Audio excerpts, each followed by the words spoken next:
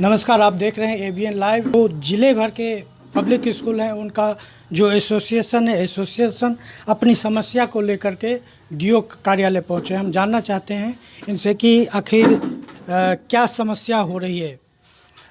हम लोगों के लिए अभी सबसे बड़ा समस्या क्यूआर कोड को लेकर के है। पिछले 10 वर्षों से हम लोग since 2011 we are enjoying this registration, but this time government has provided a rule of QR code, and we have applied on e-Sambandhan, but still we are waiting for our good luck, our right, but still it is far away from our self. आज तक हम लोगों को नहीं मिला, जबकि समस्तीपुर, सुपौल, मधेपुरा जो कि शिक्षा मंत्री का अपना ज़िला है, उस सारे के सारे ज़िलाओं में, बिहार के लगभग 80-90% ज़िलाओं में सबको क्यूआर कोड मिल चुका है। मधुबनी में मैं धन्यवाद दूंगा डीएम सर को। मैंने इस बात को डीएम सर के सामने रखा। डीएम सर को आवेदन दिया। हम 28/5/2022 को वो आए थे, मैंने आवेदन दिया उनको, और उन्होंने जो है तुरंत जो है तत्कालीन डीओ सर नसीम बाबू को फ़ोन करके कहा जो और ज़िलों का पता लगा लीजिए और इनका भी कर दीजिए। उनके निर्देश के बावजूद भी आज तक 370 स्कूल हमारे इस ज़िले के जिन्होंने आवेदन दिया है क्यूआर कोड के लिए, और आज तक मात्र 25 स्कूल का हुआ है, मात्र 25 स्कूल का, वो भी काफ़ी संघर्ष के बाद में, वो भी बीओ के रिपोर्ट, सीओ के रिपोर्ट, और प्रस्वीकृति समिति के कम से कम दर्जनों बैठक के बाद मात्र 25 आदमी को जो है आज तक दिया गया है, जो कि बहुत ही जो है चिंताजनक है और काफ़ी खेदजनक है और अशोभनीय भी है।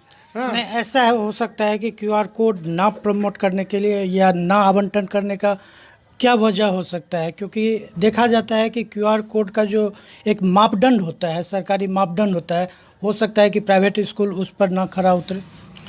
अगर वो खरा नहीं उतरता तो पिछले 3 बार से हम लोगों को मिला हुआ है प्रस्वीकृति। 2011 के बाद में हर 3 साल के लिए हम लोगों को मिलता था, और हम लोग लिए हुए हैं। 3 बार अब तक ले चुके हैं। सिर्फ रिन्यूअल हम लोगों को चाहिए। रजिस्ट्रेशन तो हम लोगों को मिला हुआ है, सिर्फ रिन्यूअल चाहिए, जो कि नहीं मिल रहा है। इसके पीछे कारण क्या है जो आपने पूछा, वो पिछले जो DCLR बेनीपट्टी के थे शिव कुमार पंडित जी, उनको जो है डीएम सर ने अपना प्रतिनिधि बना करके प्रस्वीकृति समिति में डाल दिया। वो ज़मीन का संभाग देखते हैं, और ज़मीन का संभाग देखते हुए उन्होंने जो है सबसे पहले तो 5 कट्ठा ज़मीन 20 डिसमल का जो है प्रावधान लागू किया।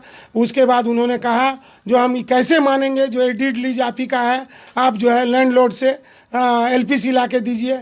अब भला बताइए, जो आदमी किराए पे मकान लेके चला रहा है उसका मकान मालिक कैसे जो है LPC बना करके देगा अपने किराएदार को।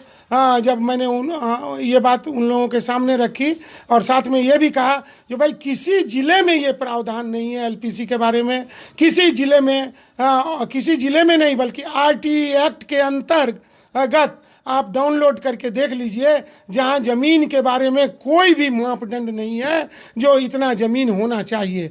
जबकि प्राइवेट स्कूल के पास, हर स्कूल के पास बढ़िया ज़मीन है, बढ़िया व्यवस्था है। अगर हम लोग क्वालिटी एजुकेशन प्रोवाइड नहीं करें बच्चे को, अगर हम लोग कॉन्क्रीट फाउंडेशन बच्चे को नहीं प्रोवाइड करें, if we will no provide can not provide discipline, quality education and concrete foundation, we will never get a chance to teach our student because we have not power to give the certificates. We are providing only quality educations. तो ये सब हम लोग करते हैं। हम लोग के पास एनफ ज़मीन भी है, प्लेग्राउंड भी है, सब कुछ है, और 3 बार हम लोग को मिल भी चुका है। लेकिन इसके बावजूद हम लोगों को जो है परेशान किया जा रहा है, जो कि आने वाले दिनों में मैं अभी तुरंत जा रहा हूँ डीएम सर को प्रतिनिधि मंडल के साथ भेंट करने के लिए। मैं आज उनको फिर आवेदन दूंगा, जबकि मैं उनको वो धन्यवाद भी देना चाहता हूँ। अभी वर्तमान के डीओ सर को भी मैं धन्यवाद देना चाहता हूँ। वर्तमान के प्रोसिक्यूटरी समिति के डीपीओ सर को मैं बहुत बहुत धन्यवाद देना चाहता हूँ। हाँ, वर्तमान के डीसीएलआर को भी धन्यवाद देना चाहता हूँ।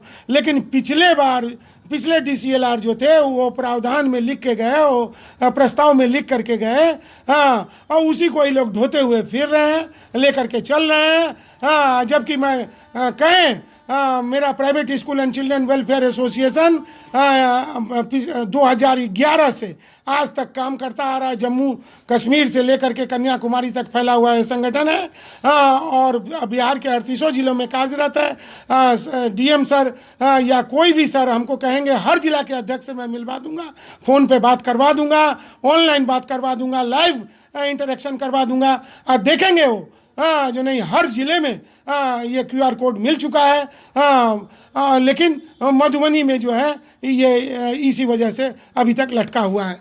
हम लोग जा रहे हैं। नीतीश सरकार इस पर काम भी किया और उनको अंदेशा था कि, उनका कहना स्पष्ट करना था कि अगर आप सरकारी काम को अटकाते हैं, भटकाते हैं, तो इसका मतलब होता है कि आप करप्शन करने के खुला एक चुनौती देते हैं। तो इसके लिए सरकार जो है सेवा का अधिकार भी लाया। तो लगता है कि ये जो अटकाया जा रहा है काम को, QR कोड नहीं आवंटन किया जा रहा है, इसके पीछे कुछ मनमानी या नहीं, कोई गलत मंशा नहीं है, किसी की कोई गलत मंशा नहीं है। ये दोषारोपण मैं नहीं करूँगा।